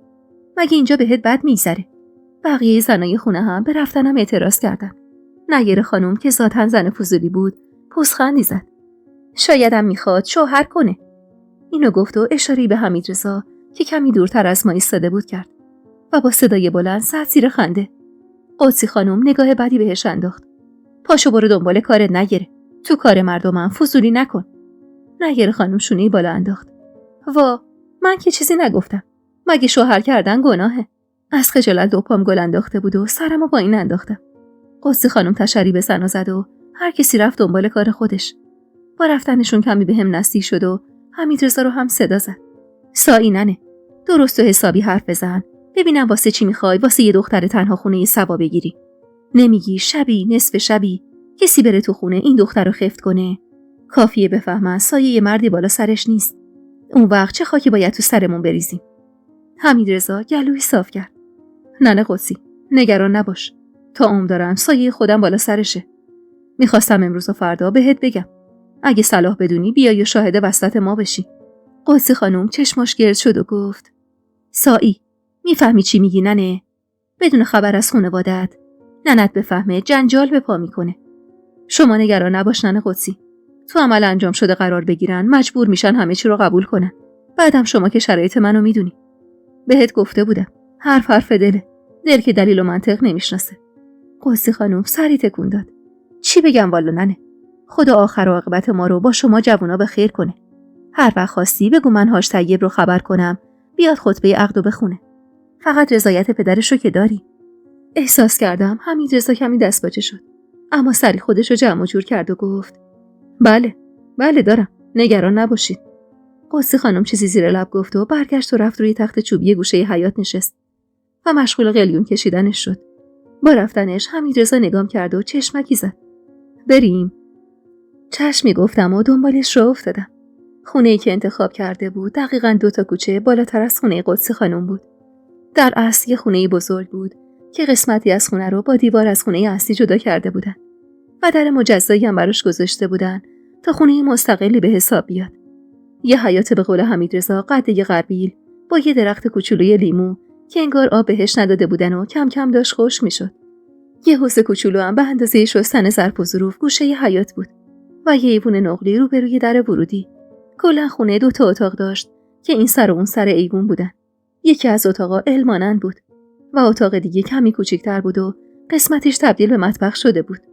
خونه کوچیکی بود اما دوستش داشتم. تمیز و مرتب بود. 2 فرش لاکی تو اتاق بزرگ انداخته بودن که اول فکر کردم مال خونه است، ولی حمیدرضا گفت برای مستاجر قبلیه و میاد و فرشا رو میبره. یه پنجره قدی هم رو به حیاط کوچیکش داشت که باعث میشد اتاق به اون بزرگی روشن باشه. چرخی توی خونه زدم و برای نقطه به نقطه اتاقا نقشه‌ای کشیدم. قسمت ال شکل رو برای خواب در نظر گرفتم و قسمت بلندتر رو برای درس خوندن و غذا خوردن. تو تاقچه‌ای که پرده داشت وسایلمو میذاشتم و صندوقچه‌ای رو برای کتابام گوشه اتاق میذاشتم. داشتم برای گوشه به گوشه اتاق نقشه میکشیدم که با صدای حمیدرضا از جا پریدم. دوستش داری فریما خانم؟ با ذوق دستامو به هم کوبیدم و گفتم خیلی خوشگله. اینجا تشک و پتوها رو میذارم. اون گوشه هم یه صندوق کوچولو برای وسایلم. لباسا رو هم میذارم تو تاقچه و جلوش یه پرده میکشم. اینجا هم یه دونه آینه وصل میکنم. ولی نه، آینه نمیخوام. دوست ندارم خودمو تو آینه ببینم. ولش کن اصلا. حمیدرضا با محبت جلو اومد. پس یعنی میگه اجارش کنم؟ لب گزیدم. پولش که زیاد نیست. هان. پولش آقا جونم داده. مگه نه؟ حمیدرضا دستی به پایین روسریم که از زیر گلوم آویزون بود کشید و ابروی بالا انداخت. 2 روز دیگه قرار خانم من بشی. بعد اینم نگران هزینه ها نباش. اونقدری دارم که بتونم از پس زندگیمون بر بیام. وقتی گفت زندگیمون، ناخودآگاه نم اشک نشست توی چشمم و لبخندی روی لبم نقش بست.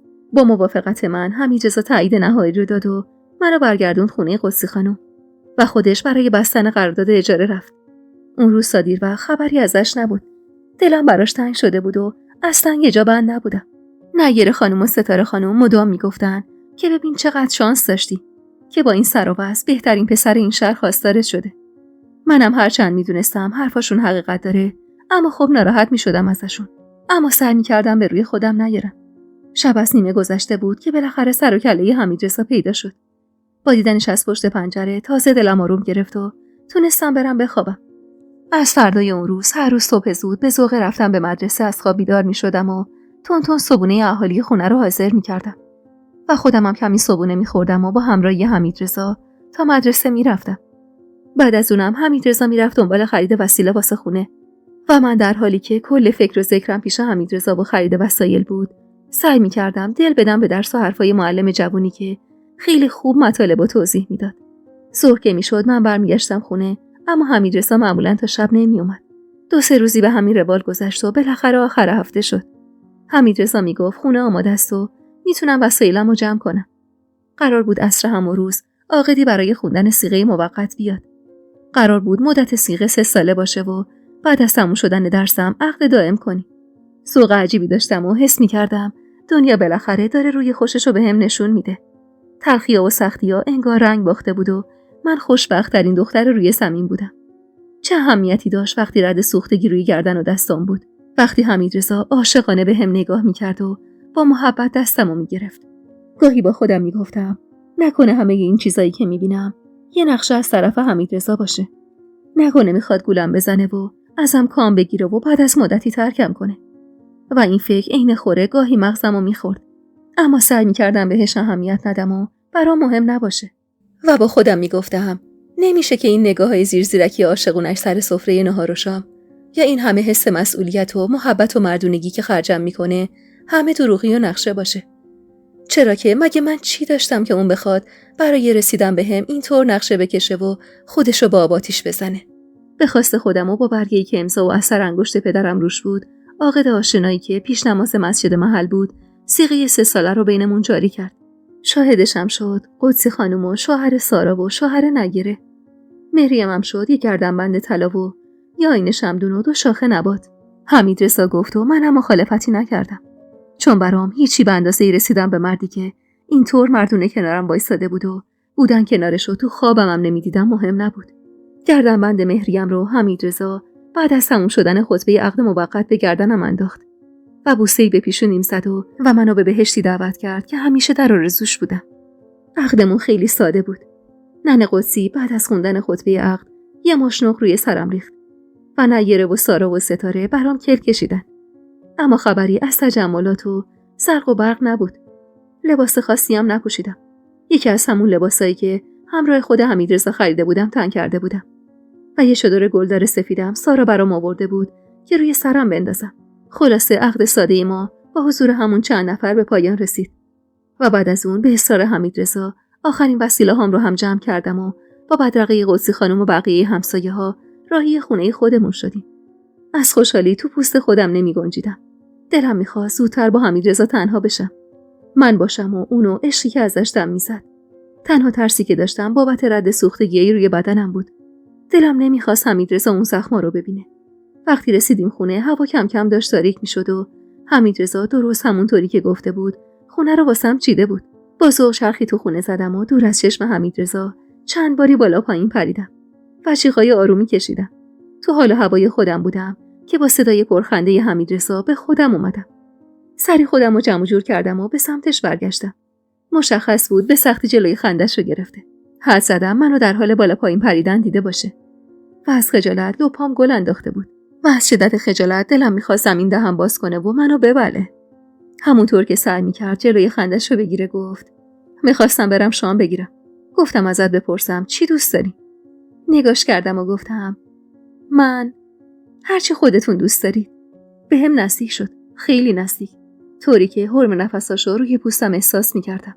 و با پشت دست گونم آهسته نوازش کرد و زمزمه وار گفت امروز روز تو عزیزم. هرچی تو بخوای برات فراهم میکنم. با ذوق گفتم پس کباب بگیر. عین همونی که سری قبل گرفتی. چشمی گفت و خواست بره که گفتم حمیدرضا جان دلم بستنی هم میخوام. با صدا خندید و چشمی گفت و از اتاق بیرون زد. شام 2 نفره اون شب عجیب به دلم چسبید. حمیدرضا از سهم کباب خودش برام گذاشت و با گفتن اینکه این مدت لاغر شدی مجبورم میکرد غذامو بخورم و خودش لابلای لقمه گرفتنم برام لقمه میگرفت و دستم میداد. البته که قبلش 2 تا بستنی بزرگ و با لذت خورده بودم و واقعا جایی برای خوردن نداشتم. اما از پس حمیدرضا با لقمه گرفتناشو تو دهنم گذاشتنش بر نمی اومدم. بعد از خوردن شام در حالی که فکر می کردم حمیدرضا شب و در کنارم می خوابه، دیدم که تشکشو برداشت و جایی دورتر از من جاشو پهن کرد و بعد از گفتن شب بخیر دراز کشید. از این حرکتش تعجب کردم و دروغ چرا؟ یکم هم ناراحت شدم. اما به خودم دلداری دادم که شاید شب اوله و یکم که بگذره خودش کم کم بیاد سمتم. از طرفیم مدام با خودم در جنگ بودم. میگفتم اصلا مگه تو چی داری که بتونی حمیدرضا رو به سمت خودت بکشونی؟ اون از سر خیرخواهی این کارو کرده. اما چند دقیقه بعد دوباره به خودم دلداری میدادم که دل خوش کن به حضورش و سعی کن قانع باشی و با توقعای بیجا اونو از خودت نرنجونی. چند روزی از وقتمون گذشته بود و من طبق روال هر روز صبح میرفتم مدرسه و ظهر برمیگشتم خونه و تون تون غذایی حاضر میکردم و منتظر حمیدرضا میمودم که تو مسجد محله به بچه‌هایی که از تحصیل دور مونده بودن به صورت رایگان درس میداد. بعد از نهارم حمیدرضا عادت داشت چرت میزد و منم بعد از شستن ظرفا و جمع و جور کردن خونه درسمو میخوندم و اغلب روزا عصر هم با حمیدرضا گشتی تو شهر میزدیم و شبم طبق روال این مدت دور از هم به خواب میرفتیم. درست 6 روز بعد از عقدمون بود و مثل باقی شبا تنها خوابیده بودم که خواب عمادو دیدم. تو بیابون بزرگی گیر افتاده بودم و عماد و عمه به دنبالم بودن. هرچی ازشون فرار میکردم بازم صد راهم میشدن. در نهایت عماد تونست از با شنگی به لباسم بزنه و متوقفم کنه و خیره شد تو صورتم و گفت این بار زنده زنده چالت میکنم. با دیدن چشماش و نگاه پر از کینه‌اش جیغی از ترس کشیدم و از خواب پریدم. نفس میزدم و کل بدنم عرق کرده بود. لرز بدی به جونم افتاده بود. طولی نکشید که حمیدرضا از صدای نفس زدنم بیدار شد و سراسیم خودشو به هم نزدیک کرد و دست دورشونم انداخت و محکم بغلم کرد. همونطور که تو بغلش بودم چنگی به لباسش زدم و با صدای بلندی زدم زیر گریه. حمیدرضا همونطور که کمرمو نوازش میکرد بوسه‌ای به سرم زد و گفت آروم عزیزم، خواب بود، همش خواب بود قربونت برم. و بعدش آروم گفت تو همینجا باش عزیزم تا برم برات یه لیوان آب بیارم. اما همین که خواست بلند بشه محکم گرفتمش و نالیدم نرو، خواهش میکنم تنهام نذار. حمیدرضا سر جاش نشست و دوباره بغلم کرد. بعد جور به محبتش نیاز داشتم. دلم میخواست بازم بهم بگه دوستم داره و تحت هر شرایطی کنارم میمونه. اما تو اون 6 روز حرف خاصی جز تعریف از اتفاقات روزمره بینمون رد و بدل نشده بود. چند دقیقه تو بغلش بودم اما لرزش بدنم دیگه الان از روی ترس نبود بلکه از روی هیجان بود. دیگه طاقت اینو نداشتم که حمیدرضا نادیدم بگیره. کمی بعد احساس کردم لمس کردنای حمیدرضا از حالت عادی فراتر رفته. حال خوبی تو آغوشش داشتم و اونقدر عاشقش بودم که اگه میگفت بمیرم نه نمیگفتم. واسه همینم وقتی با صدای لرزونی ازم اجازه گرفت چشم بستم و خودمو بهش سپردم و خدا رو شکر کردم که اتاق تاریک بود و نمیتونست زخمای روی بدنمو ببینه. نمیتونستم منکر این بشم که بهترین لحظه زندگیم رو کنار حمیدرضا تجربه کردم. برخلاف عماد که هیچی از رابطه باهاش نمیفهمیدم، حمیدرضا پر از عشق و محبت بود و جوری با هم رفتار میکرد که اعتماد به نفسم بالا میرفت. سره‌ای به زخمای بدنم توجهی نداشت و از اون شب یه شب رویایی برای جفتمون ساخت. بعدش هم کنارم دراز کشید و بوسه‌ای به صورتم زد و زیر گوشم سمسمه کرد دختر بودی فریما. وقتی احساس کرد که نمیخوام در مورد این موضوع بیشتر حرف بزنم دیگه ادامه نداد و دست انداخت دور کمرم و منو به خودش چسبوند و زیر لب ازم تشکر کرد و خیلی زود به خواب رفت.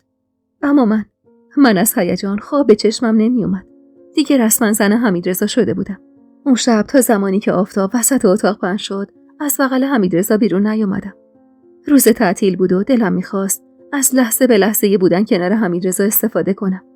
میترسیدم دیگه نتونم این حس نابو تجربه کنم و دوباره ازم دوری کنه.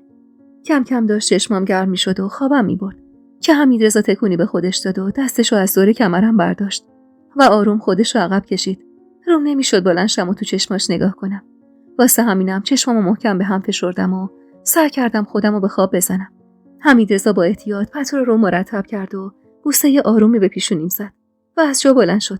صدای قدماش نشون میداد که از اتاق بیرون رفته. وقتی که از رفتنش مطمئن شدم آهسته چشمامو باز کردم و از لای پرده پنجره قدی اتاق دیدم که رفت به سمت مسترا.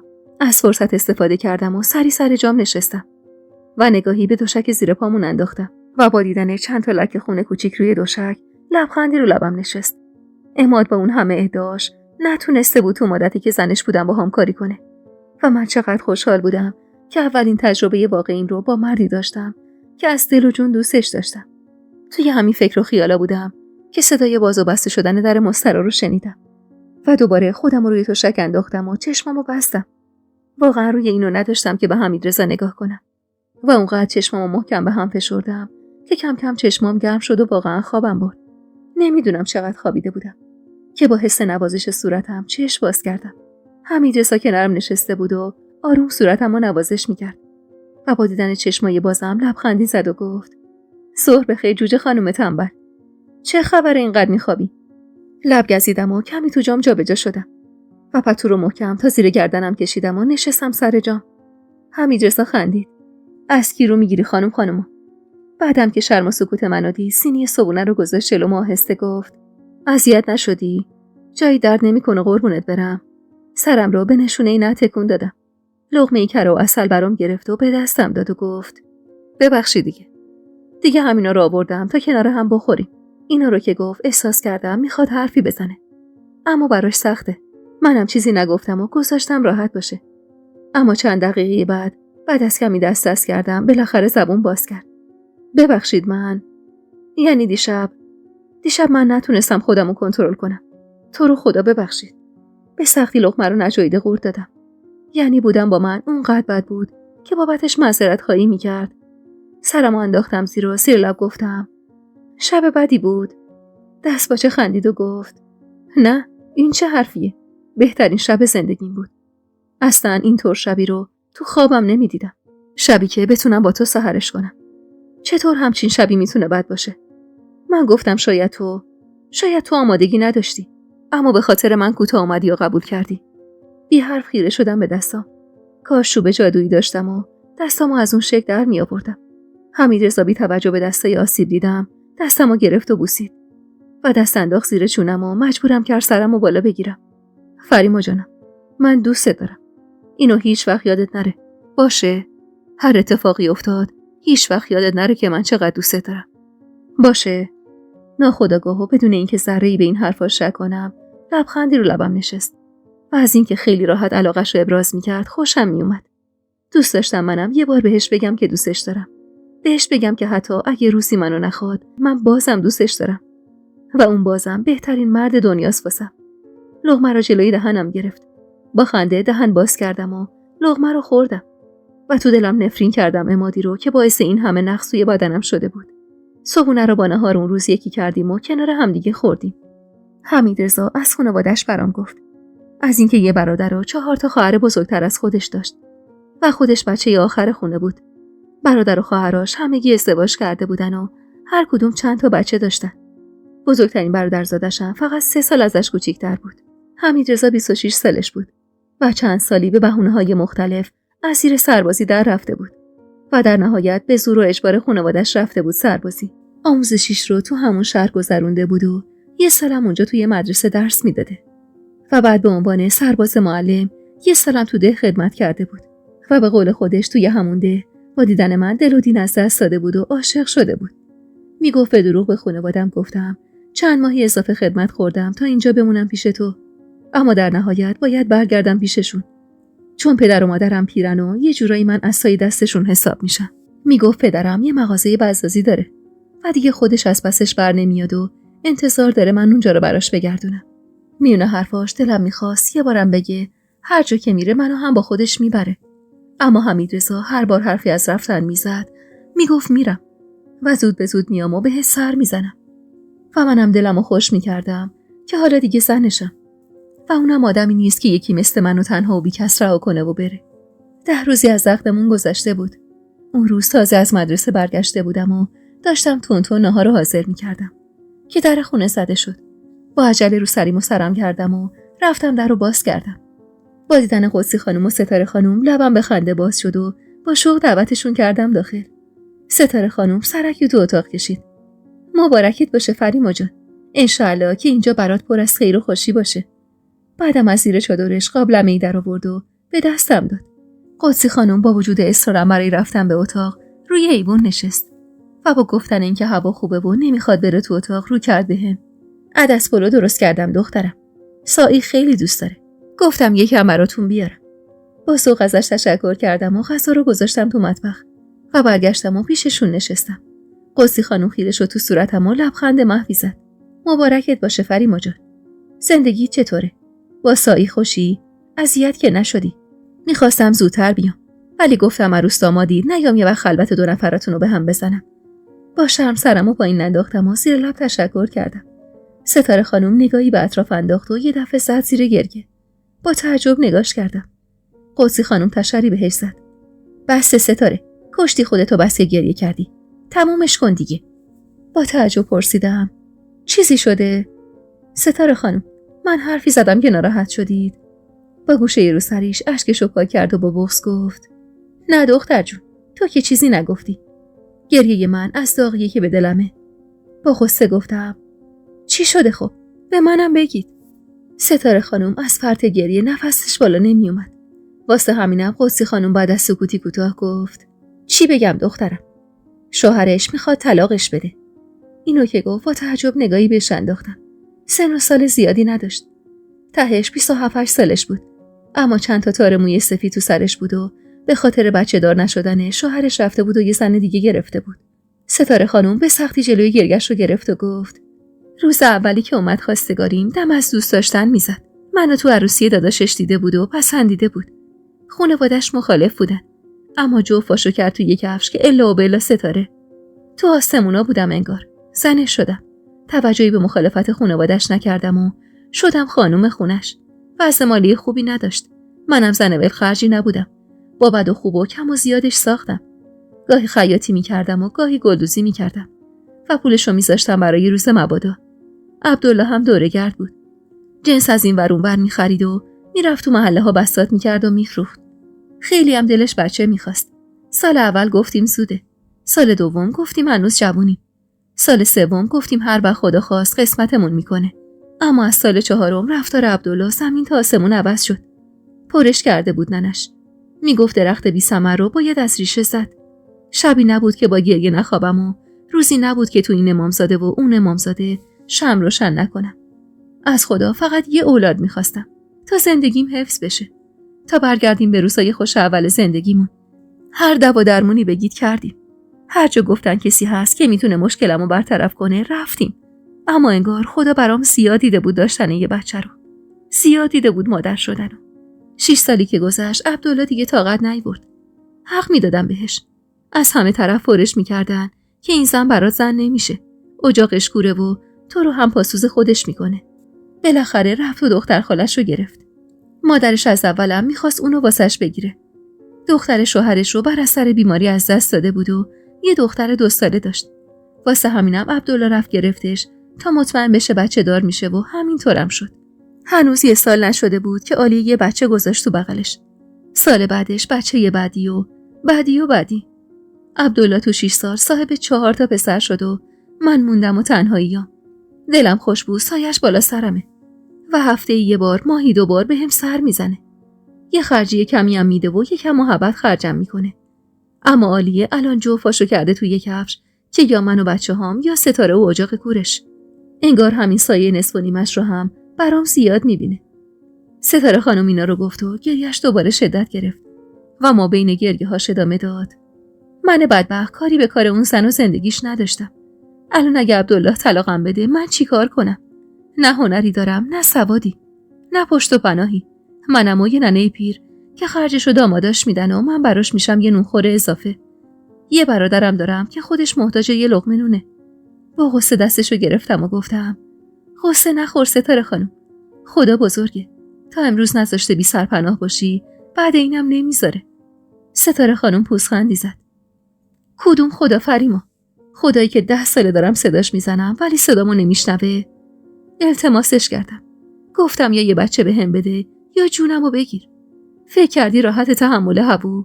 منی که روزی واسه خودم برو بیایی داشتم حالا به خاطر عبدالله و زنش خونه نشین شدم و حتی تو عروسیای اقوام و فامیلشونم شرکت نمی کنم. با صدای باز شدن در حیاط ستاره خانم حرفشو خورد و سری صورت خیس از اشکشو پاک کرد. حمیدرضا با پاکتی پر از انار وارد حیاط شد. با دیدن قدسی خانم لبخندی زد و با صدای بلندی سلام کرد.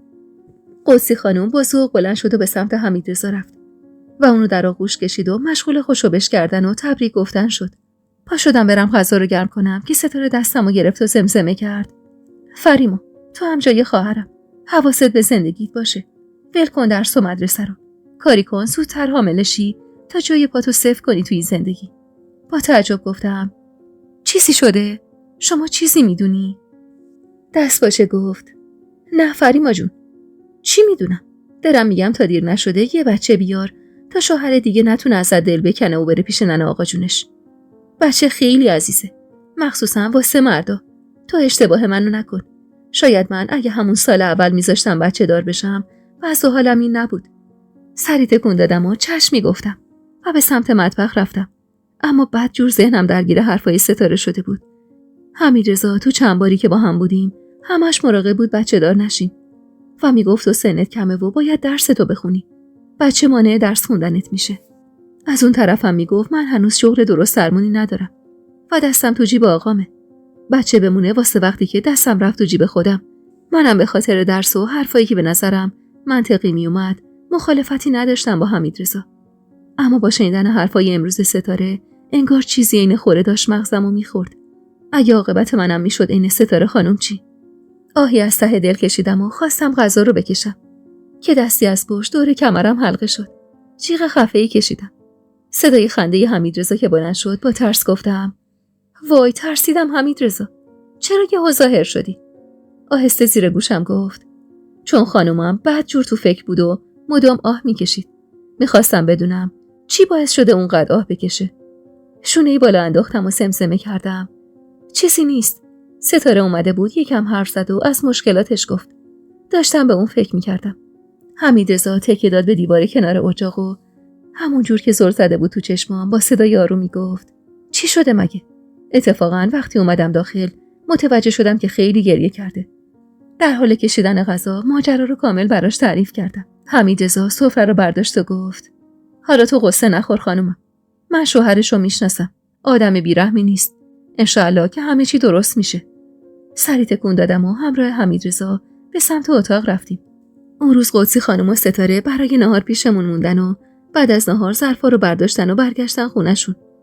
بعد از اون دیدار هر از گاهی ستاره خانم برای دیدنم میومد و هر بار از قصه هاش میگفت و منو وسوسه میکرد تا زودتر بچه بیارم و منم حسابی به فکر انداخته بود. اما حمیدرضا همچنان مخالف بود و میگفت هنوز زوده واسه بچه دار شدن. آقا عبدالله هم انگار فعلا دست نگه داشته بود و ستاره رو طلاق نداده بود، اما مدت زیادی بود که بهش سر نزده بود و خرجیشو هم میداد خواهرش براش بیاره و همین ستاره خانومو بیشتر قصه دار میکرد. آبان به نیمه رسیده بود و من غرق تو خوشبختی بودم که حتی به خوابم نمیدیدم. اگه حمیدرضا میگفت بمیر، نه نمیگفتم و اونقدر دوستش داشتم که به خاطرش حاضر بودم دست به هر کاری بزنم. الحق و الانصاف که حمیدرضا هم در برابر من همین طور بود، شایدم بهتر. اما من ته دلم مدام عذاب وجدان داشتم.